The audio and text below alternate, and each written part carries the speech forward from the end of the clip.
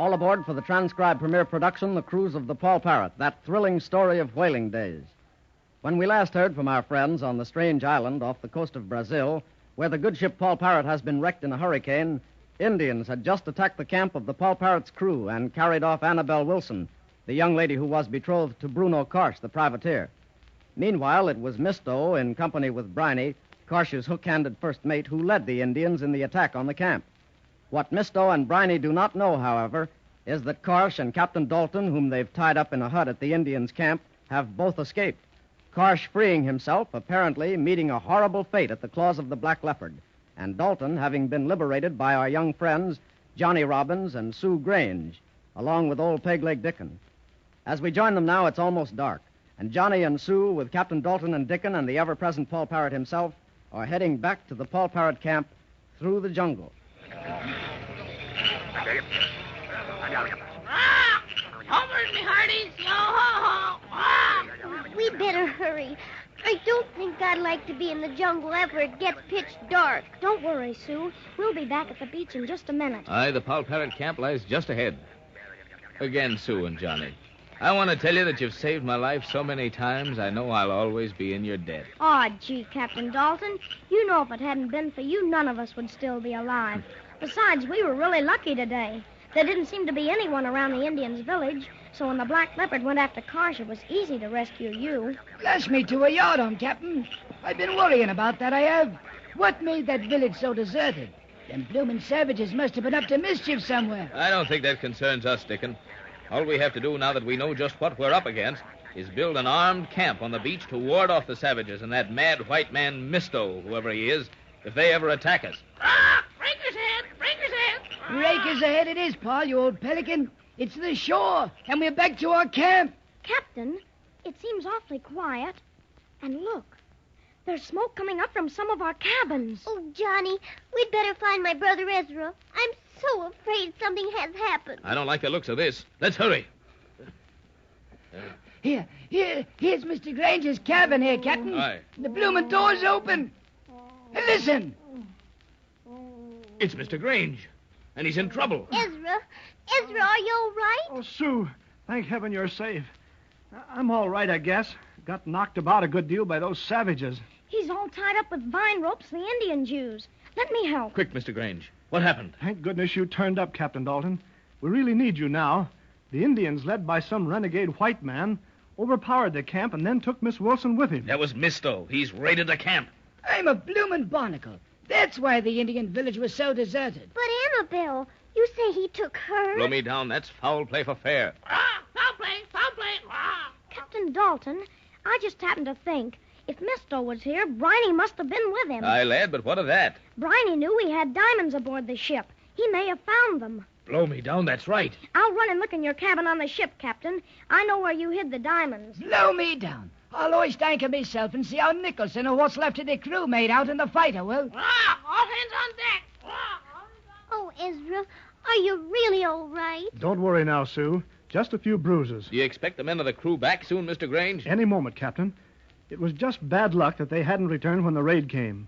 As it is, you just missed walking into the fight yourselves. There's only one thing to do as I can see. As soon as all our men return from their searching parties, they go in a body and attack the Indian camp.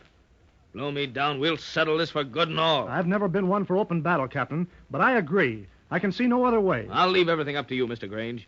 Meanwhile, I'm going ahead to the savage camp. Miss Wilson may be in grave danger. Captain Dalton, you can't go through those jungles when it's almost dark alone. We need you to lead them in. Dickon knows the way. He can lead you. We can't tell how long it may be until our crew is ready to attack. And meanwhile, we can't let anything happen to Miss Wilson at the hands of that madman and his savages. Captain Dalton, the diamonds, they're gone. Oh, that means that awful Briney found them on the ship. That settles it. Blow me down, now we know we must attack. And I'm leaving now. Oh, Captain Dalton, let me go with you. I know the shortest way to the Indian village. No, it's too dangerous, lad. I'm going alone. Oh, please take us. We know the way better than anybody. It's true, you do. Aye, then I'll take you. But keep this in mind. One sign of trouble and you're to leave. Aye, aye, Captain. We're under your command. Spoken like a true seaman, Johnny. Avast, Mr. Grange. We're on our way. Gather the men and follow as soon as you can. I still hate to see you and the children leaving alone, but you know best. But may heaven be with you. And be careful. I wish the men were ready to go with you. Captain, look. Right ahead. You can see the lights of the Indian campfire through the trees. Aye, Johnny, so you can. Keep behind me, Sue. Don't worry, Captain. I'll be careful. I'll be as quiet as a mouse. Quiet as a mouse. Blow me down. That's Poll Parrot's voice. Where did he come from? Stow that noise, you empty-headed canary. You want us to lose our bloomin' scalps? Why, it's Dickon. He's coming up behind us. But, Dickon, where are the rest of the men? They'll be along directly. Wainwright and some of the men also found the Indian village this afternoon. And they know the way they do. Blow me down, Dickon. You've disobeyed orders. I said you were to direct the men here while I went ahead to see what happened to Miss Wilson. Well, sir, I know it weren't being a dutiful seaman, but, well, blast it, Captain. Every time you get out of Old Dickon's sight, something happens to you. And when I heard you'd gone back into the woods with just the two young'uns, I swore I wouldn't let you go without me. Dickon, you're an irresponsible old salt what thinks he knows more than his skipper. But I can't help liking you for thinking so much of me. Blow me down, Skipper. We're together again. Aye. All four of us. And there ain't a bloomin' tribe of savages on earth what can nick this crew of four. That's right, Dickon. We're always strong when we're together. And we'll always be lucky together. Oh, look, Captain Dalton. There's the savages' camp, and that man Misto. He's bringing out two big cages before the campfires. And that Briny with the awful hook hand is with him. Yeah, the Indians are all gathering around. What's he up to? He's getting ready to show some of his magic tricks to him. You may lay to that. Aye, Captain. You're right. Now watch him. Watch him.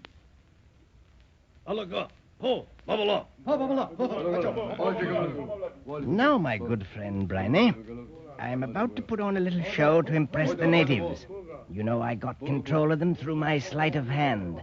And to keep them thinking I'm superhuman, I have to keep up the show. Blimey.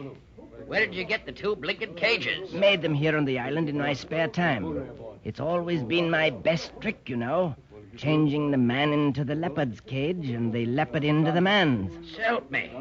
It's the same bloomin' trick you got run out of Singapore for bungling. The time you changed the leopard, but not the man. The very one. Although I still say the word bungle is inappropriate since I knew what I was doing. Oh, by the way, Briny, wouldn't you like to help me out in this trick? I'd like you to be the man who changes places with the leopard. Me? And let you get the trick mixed up again now that I got the Poll Parrot's diamonds? Never you mind now, misto. None of that. None of that. Why, Briny, one would think you didn't trust me. Very well, I'll have to get another subject. I have it. The young lady we took from the Poll Parrot's camp. She's standing behind the tree over there. The one you took, you mean? I told you she'd bring bad luck. Now what have you got in your devilish mind? I'll use her for the trick, my superstitious friend. Ah, there, young lady. Come out from behind the tree and I'll free your arms. Now, don't shrink away, my dear. You shall not be hurt. What are you going to do? You're about to help me impress the savages with a bit of my magic. You will get into that cage. When I throw my robe over the cage, a trapdoor will open in the floor. You run through the passageway, open the trapdoor at the end of the passage, and you'll find yourself in another cage. Simple, isn't it? And if I refuse? Then you will shortly find a large and unfriendly black leopard in the same cage with you. This one, in fact. Speak to the lady, Blackie. I'd feel safer with a leopard than with you. One moment. Here comes one of my Indian guards running this way. He looks as if he has news. Yes? Uga. What? Why, that's impossible. Uga. What's all this gibberish about? He says he's just been to the hut where Karsh and Dalton were kept prisoners, and they're both gone. Blimey.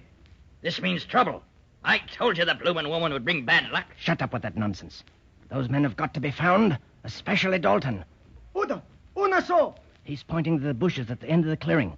Oh, I see. There's someone lurking there. After the blinking savages. Hark. Hark. It's that bloomin' parrot. That means it's someone from the whaler's crew. That settles it. We'll take care of them. Ologo. Bo.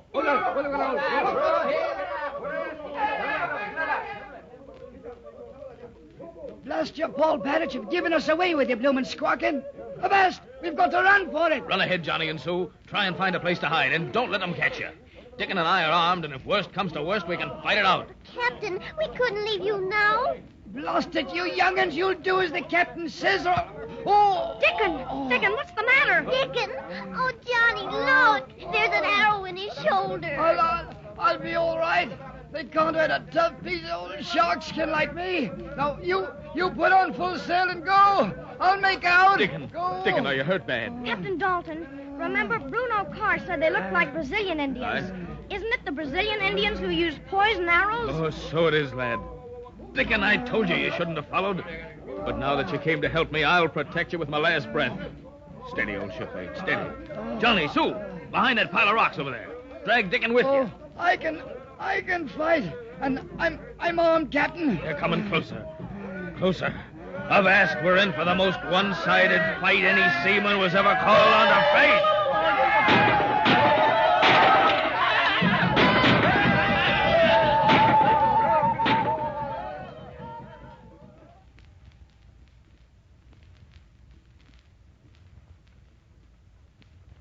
Now what's going to happen to our friends?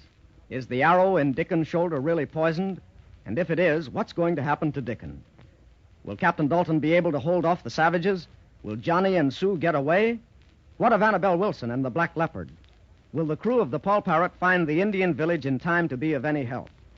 Be sure to listen for the next transcribed adventure in the cruise of the Poll Parrot to find out. Until then, this is your Poll Parrot announcer, Dave Ward, saying goodbye.